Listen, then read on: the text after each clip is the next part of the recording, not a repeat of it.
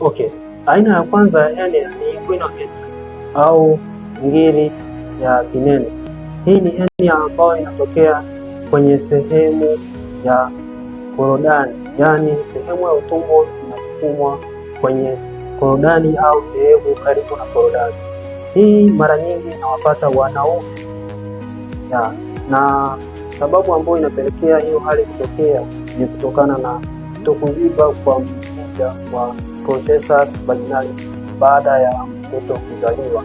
Mara nyingi inatokea wale watu ambao wanafanya kazi nzito au kunyanyua vitu vizito, na au wale watu ambao wana kikohozi sugu, hasa wanaoumwa au wale wanaovuta sigara, kwa sababu ya kikohozi hicho inasababisha mgandamizo katika sehemu ya tumbo na kusababisha hiyo hali kutokea. Na dalili zake ni pamoja na uvimbe ambao unaonekana wakati umesimama na unapotea wakati ukilala.